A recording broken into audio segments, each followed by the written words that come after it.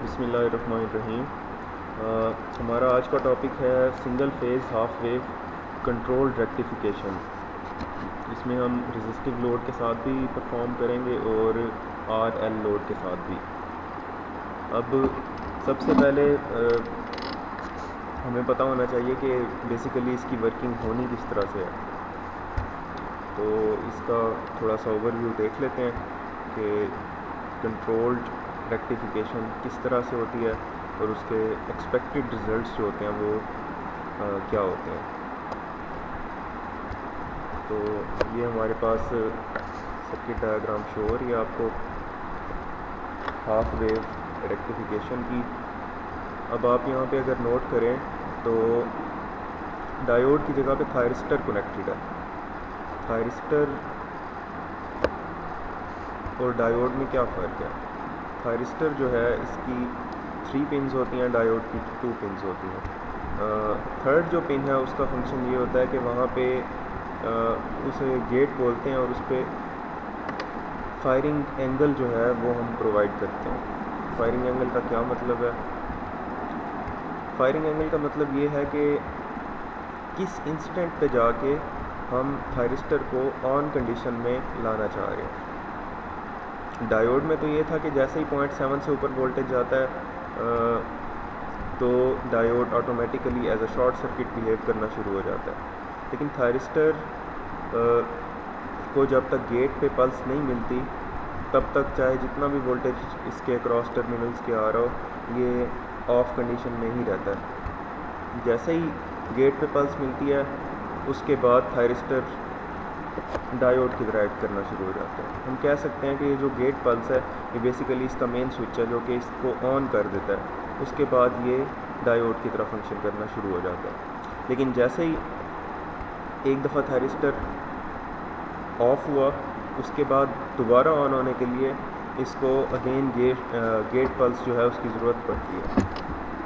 अब ये wave forms हमारे पास मौजूद हैं, आपको नज़र आ रही हैं। ये जो वेव फॉर्म है ये इनपुट सप्लाई की वेव फॉर्म है, साइनोसॉइडल है।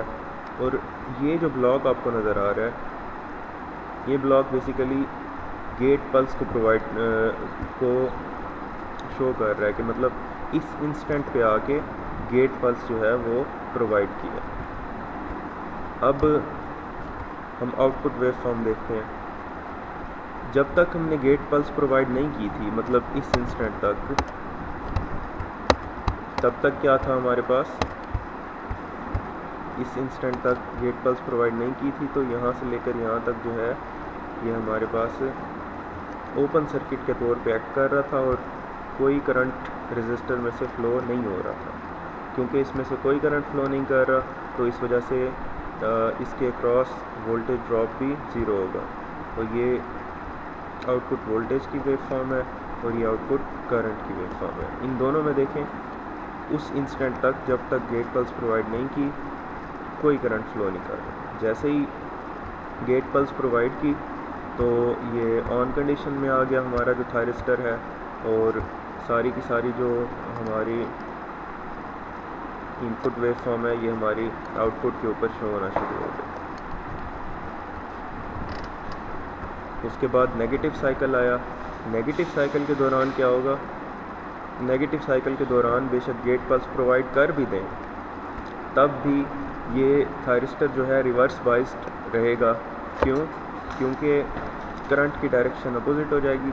अब टर्मिनल अपोजिट हो गए, पॉजिटिव ये बन गया, नेगेटिव ये बन गया।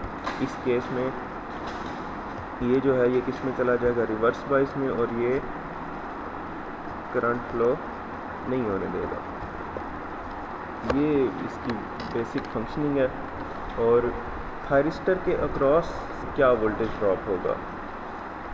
थायरिस्टर और रेजिस्टर जो हैं वो सीरीज़ में कनेक्टेड हैं तो जो टोटल वोल्टेज सप्लाई वोल्टेज है उसने बेसिकली इन दोनों में डिवाइड होना है।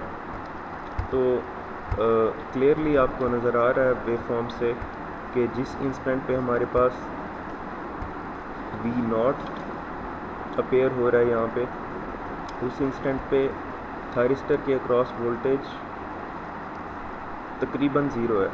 तकरीबन इसलिए कह रहा हूँ कि अगर ये सिलिकॉन डायोड टाइप थायरिस्टर होगा तो यहाँ पे 0.7 वोल्टेज ड्रॉप हो रहा होगा। आइडियल थायरिस्टर है तो यहाँ पे 0 वोल्टेज ड्रॉप होगा, और जिस इंस्टेंट पे करंट फ्लो नहीं कर रहा और रेजिस्टर के अक्रॉस वोल्टेज ड्रॉप 0 है तो उस सारे ड्यूरेशन में सारे का सारा जो वोल्टेज है वो थायरिस्टर के ओपन टर्मिनल्स के अगेंस्ट हमें नज़र आ रहा होगा। तो ये थी इसकी बेसिक फंक्शनिंग। अगर हम रेजिस्टिव लोड के साथ कंट्रोल्ड रेक्टिफिकेशन परफॉर्म करें तो अब हम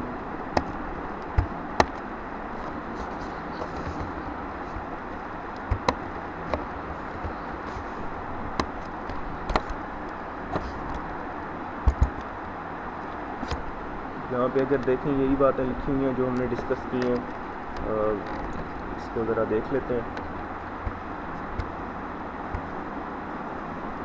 लिखा हुआ है कि पॉजिटिव हाफ साइकिल में थायरिस्टर फॉरवर्ड बाइस होगा, लेकिन ये तब तक कंडक्ट नहीं करेगा जब तक गेट सिग्नल अप्लाई नहीं करते हम, ये हम डिस्कस कर चुके हैं। उसके बाद क्या है, अल्फ़ा एंगल पे आके हमने थायरिस्टर को ऑन किया तो उसके बाद कंडक्शन स्टार्ट हो गई, और जो वोल्टेज है वो रेजिस्टर के अक्रॉस हमें शो होना शुरू हो गया, जैसे कि हमने वेव फॉर्म्स में भी देखा है। नेगेटिव साइकिल में क्या होगा, थायरिस्टर रिवर्स बाइस्ड होगा तो ये ऑफ ही रहेगा, चाहे हम गेट पल्स प्रोवाइड भी करें तो थायरिस्टर रिवर्स बाइस्ड रहेगा और कंडक्शन नहीं होगी। तो इसका ये मतलब हुआ कि पॉजिटिव साइकिल में ही सिर्फ कंडक्शन होगी। उसके ऊपर भी एक कंडीशन है कि अगर गेट पल्स प्रोवाइड की गई है। बस देखते हैं, ये तो था हमारे पास केस रेजिस्टिव लोड का। अगर हमारे पास RL लोड कनेक्टेड है तब किस टाइप का बिहेवियर इस सर्किट को शो करना चाहिए। यहाँ पे जो हमारे पास सर्किट डायग्राम है इसमें इंडक्टर भी कनेक्टेड है, आप देख सकते हैं। इसमें भी अगेन बेसिक प्रिंसिपल थायरिस्टर का वही रहेगा कि पॉजिटिव साइकिल में ये कंडक्शन करेगा, नेगेटिव में नहीं करेगा, और पॉजिटिव में भी उस सूरत में कंडक्शन होगी जब गेट पल्स प्रोवाइड की गई है। लेकिन वेव फॉर्म्स की नेचर किस तरह से डिफरेंट होगी उसको डिस्कस कर लेते हैं। पॉजिटिव साइकिल होगा जब तो सप्लाई वोल्टेज की वजह से करंट फ्लो कर रहा होगा, उस दौरान इंडक्टर जो है, इंडक्टर अपने ऊपर एनर्जी स्टोर कर लेगा। अब क्योंकि इंडक्टर इसको अपोज भी कर रहा है तो इंडक्टर की वजह से शुरू में करंट जो है उसकी value as compare to resistive load जो है वो ज़रा कम होगी। लास्ट वेव फॉर्म में हमने देखा था बिल्कुल वोल्टेज की तरह ही करंट की जो वेव फॉर्म थी उसकी नेचर थी, लेकिन यहाँ पे उस तरह से इसकी नेचर नहीं है। यहाँ पे इसका मैग्नीट्यूड कम है करंट का। अच्छा, लेकिन वो जो रेजिस्टिव लोड का केस था उसमें क्या था हमारे पास, उसमें ये था कि जैसे ही ये वाला पॉइंट आता था हमारे पास,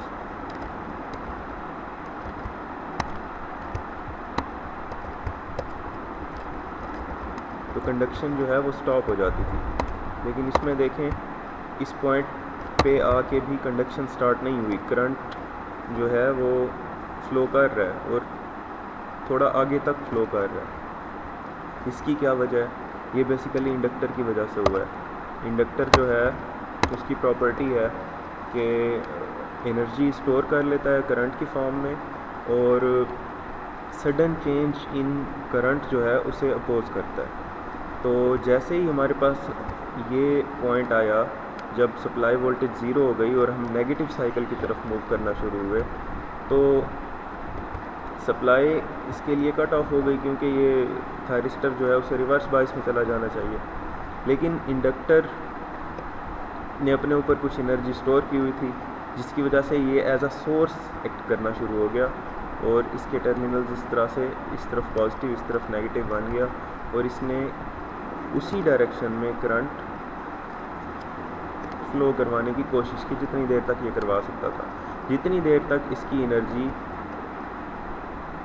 सोर्स वोल्टेज को ओवरकम करेगी उतनी देर तक ये इस सर्किट में से उसी डायरेक्शन में करंट फ्लो करवाता रहेगा।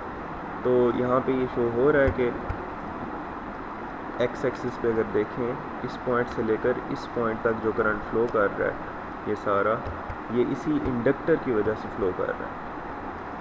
इस दौरान जो वोल्टेज है V0 वो क्या होगा हमारे पास, ये इधर अगर आप देखें ये V0 शो हो रहा है और ये नेगेटिव साइड पे शो हो रहा है। ये नेगेटिव साइड पे क्यों है, क्योंकि inductor as a source act कर रहा है इसलिए इसकी पोलैरिटी जो है वो रिवर्स हो जाएगी, तो इसलिए ये नेगेटिव साइड पे चला जाएगा। तो ये करंट की वेव फॉर्म हो गई, ये सारी जो है ये वोल्टेज की वेव फॉर्म हो गई आउटपुट के अगेंस्ट। फिर ये जो अगर इस टोटल सप्लाई वोल्टेज में से V0 को माइनस करें तो बाकी जो वोल्टेज बचेगा वो थायरिस्टर के अगेंस्ट जो वोल्टेज होगा वो होगा। ये सारा मेरे ख्याल में अब क्लियर हो जाना चाहिए आप लोगों को। तो देख लेते हैं थोड़ा जी। यहाँ पे वही बातें लिखी हुई हैं जो हमने अभी डिस्कस की हैं, इसे आप खुद देख लीजिएगा। अब हम इसको सिमुलिंक में इसका मॉडल जो है वो ड्रॉ करके देखते हैं कि सिमुलिंक में ये किस तरह से होगा।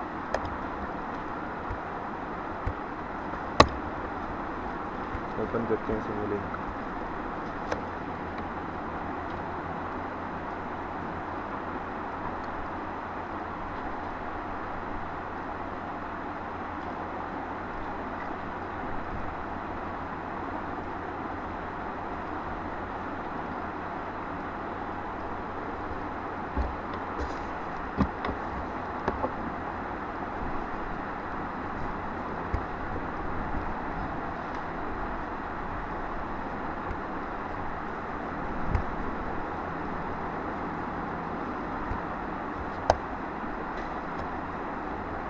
सिमुलिंक ओपन होने में ज़रा टाइम लेता है।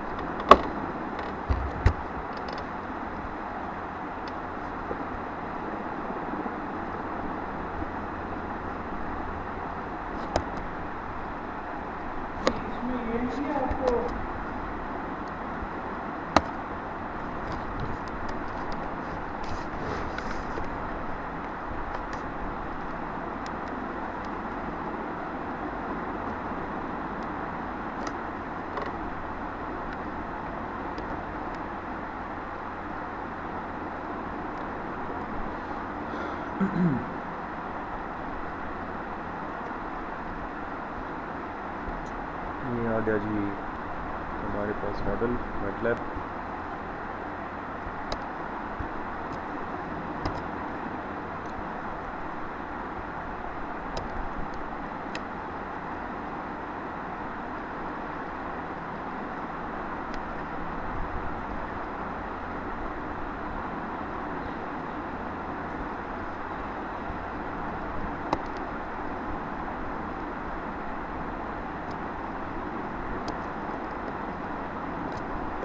कंपोनेंट्स प्लेस कर लेते हैं जो जो हमें रिक्वायर्ड है।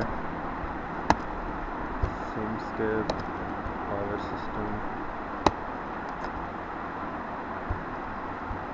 स्पेशलाइज्ड टेक्नोलॉजी,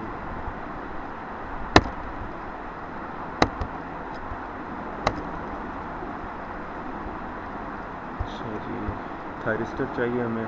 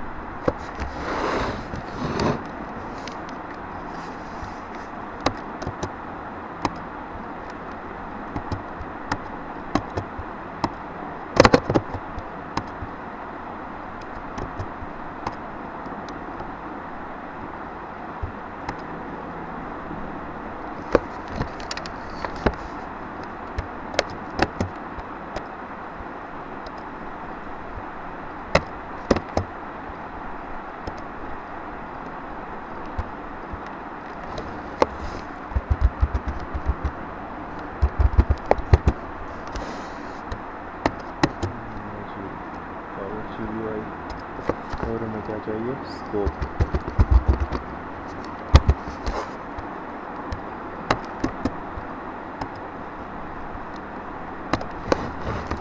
अच्छा, एक एडिशनल कंपोनेंट की हमें ज़रूरत होगी इसमें, क्योंकि हमने थायरिस्टर को गेट पल्स प्रोवाइड करनी है, तो उसके लिए हम पल्स जनरेटर यूज़ करेंगे, और उसे यूज़ कैसे करेंगे वो मैं आपको फर्दर बताता हूँ।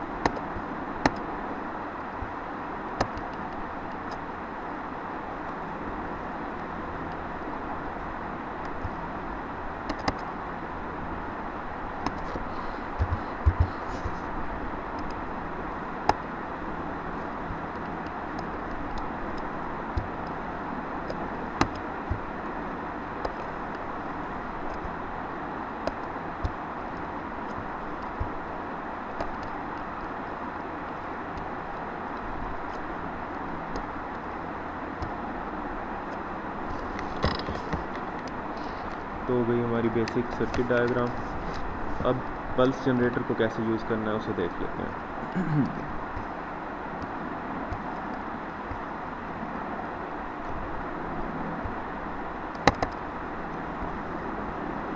इसकी प्रॉपर्टीज़ को अगर देखें तो हमारा जिन प्रॉपर्टीज़ से कंसर्न है वो एक इसका ये पीरियड है और दूसरा इसका फेज़ डिले है। पीरियड में हमने ये बताना है कि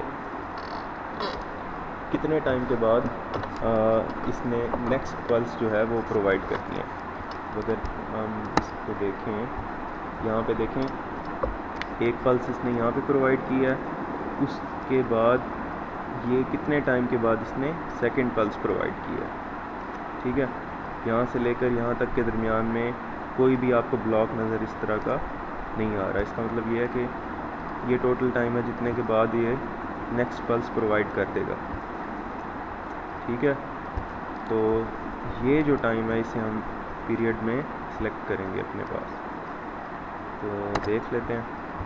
अब हमने फ्रीक्वेंसी जो है वो कितनी सिलेक्ट की है, फ्रीक्वेंसी हमने 50 हर्ट्ज़ सिलेक्ट की है। इसका क्या मतलब हुआ कि जो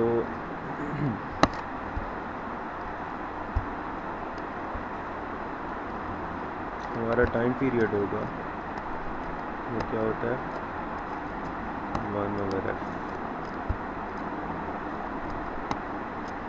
1/50 टाइम पीरियड क्या होगा, 0.02।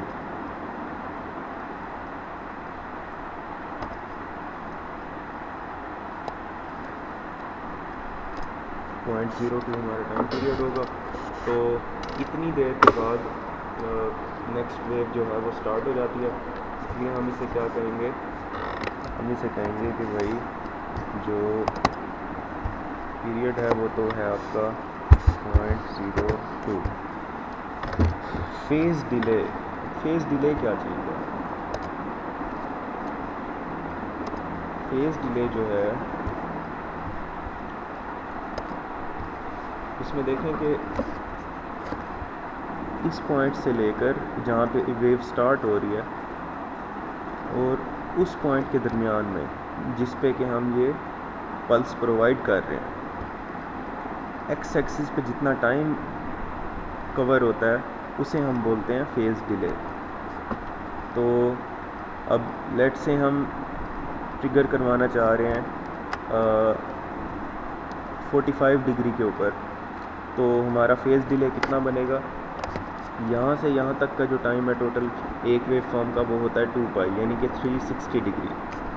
360 डिग्री हमारे पास है 0.02 के इक्वल। 360 हमारे पास किसके इक्वल है?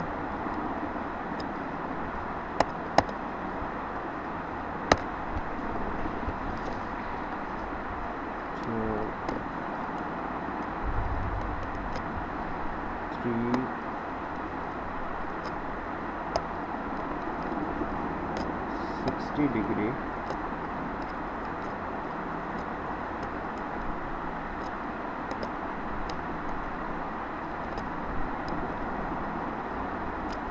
.02 के इक्वल है। तो जो इसका अगर हाफ करें यहाँ तक, पाई को लें 180 डिग्री, वो किसके बराबर होगा?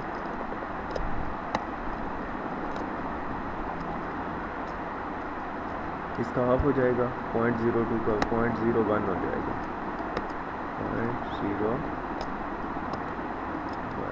इसी तरह से हम किसी भी एंगल के लिए एक्स एक्सिस पे टाइम की फॉर्म में अपना जो पैरामीटर है वो कैलकुलेट कर सकते हैं। सपोज़ हमें 45 डिग्री के लिए चाहिए, तो हम देखते हैं जो हमारा टाइम होगा वो क्या होगा।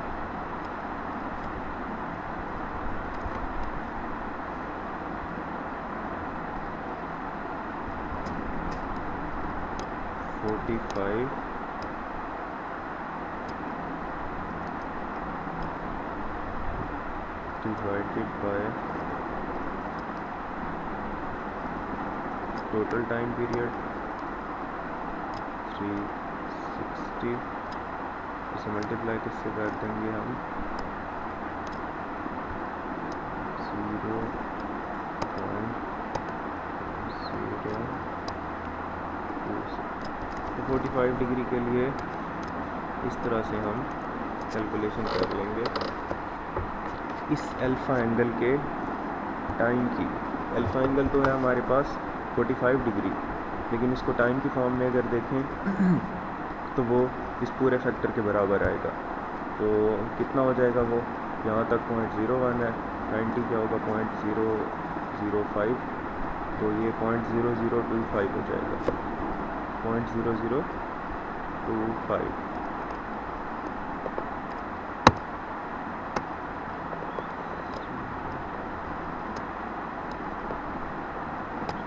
लिखने में ज़रा मुश्किल पेश आती है, इससे माउस यूज़ करके लिखते हैं। तो जो हमारे पास होगा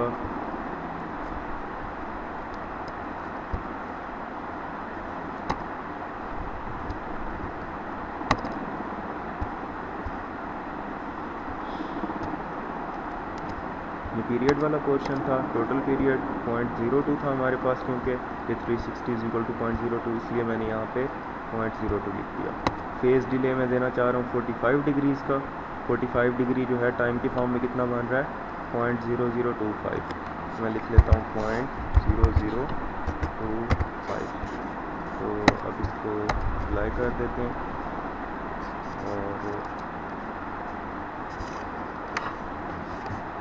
इधर कनेक्ट कर देते हैं। अब हमें कौन कौन सी वेव फॉर्म्स चाहिए?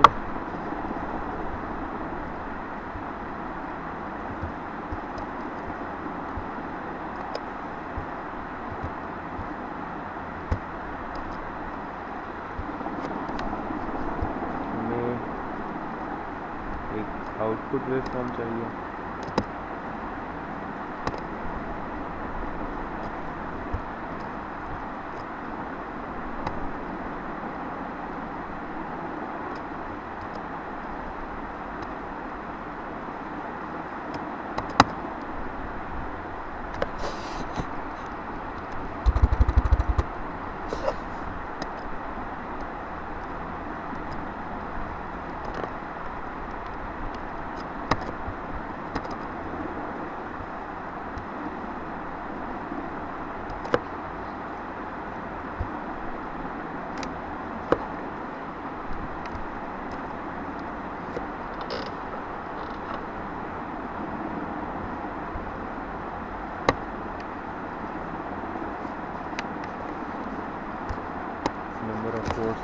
लेते हैं। लेट्स से स्कोर बोर्ड्स कर देते हैं इसकी।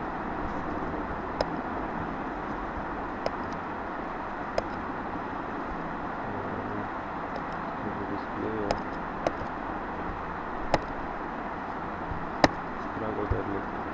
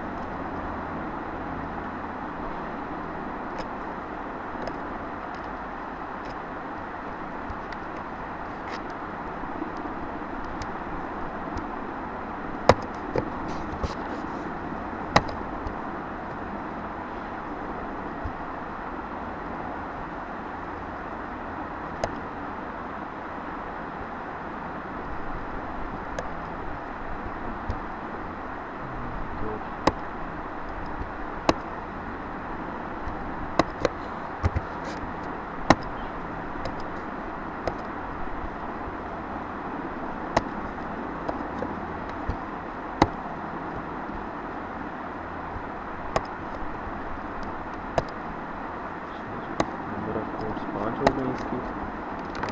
सबसे पहले जो है वो इनपुट सप्लाई,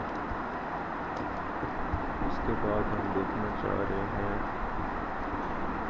कि इस पॉइंट पे आगे पल्स प्रोवाइड कर रही है। इसके बाद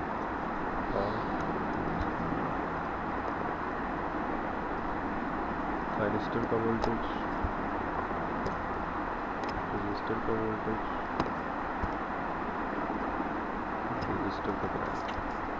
अच्छा, ये हो गई सेकंड हमारी।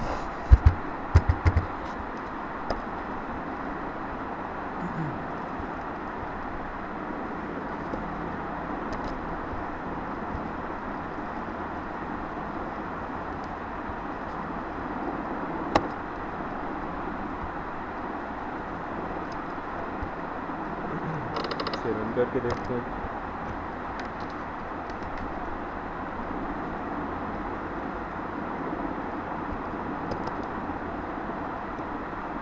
अच्छा जी, ये आ गए हमारे रिजल्ट्स। ये सप्लाई वेव फॉर्म है, ये जो है ये गेट पल्स है। ये क्लियरली आपको नज़र आ रहा है कि 45 डिग्री के ऊपर आके इसने पल्स प्रोवाइड किया। उसके बाद फिर ये नेक्स्ट पल्स इसने प्रोवाइड किया 360 डिग्री के गैप से, मतलब नेक्स्ट वेव फॉर्म के 45 डिग्री के ऊपर इसने नेक्स्ट पल्स प्रोवाइड की एंड सो ऑन। और ये जो वेव फॉर्म है ये हमारी थायरिस्टर के अक्रॉस जो वोल्टेज ड्रॉप हो रहे हैं उसकी वेव फॉर्म है। जितनी देर हमने पल्स प्रोवाइड नहीं की, कंडक्शन स्टार्ट नहीं हुई थी, इस वजह से सारे का सारा वोल्टेज जो है वो थायरिस्टर के अगेंस्ट शो हो रहा था। जैसे ही कंडक्शन स्टार्ट हुई इसने as a short circuit act करना शुरू किया, तो यहाँ इसके अक्रॉस वोल्टेज जो है तकरीबन 0 हो गया। ये जो दो वेव फॉर्म्स हैं, ये सप्लाई अपना आउटपुट वोल्टेज और आउटपुट करंट की वेव फॉर्म है। इनकी नेचर बिल्कुल सेम है क्योंकि ये रेजिस्टिव लोड है प्योरली, और इसका जो मैग्नीट्यूड है वो डिफरेंट होगा क्योंकि V = IR इस पर अप्लाई होगा। अब आपने क्या करना है, आपने लैब मैनुअल बनाते हुए इस तरह के जो रिज़ल्ट्स हैं इनको ऐड करना है वहाँ पे, और इसके ऊपर जो डिस्कशन है आपकी वो ऐड करनी है। उसके बाद आपने क्या करना है, आपका दूसरा टास्क होगा आपने RL लोड कनेक्ट कर देना है और उसके लिए अगेन ये सारा काम करना है। ओके जी, गुड लक, अल्लाह हाफिज़।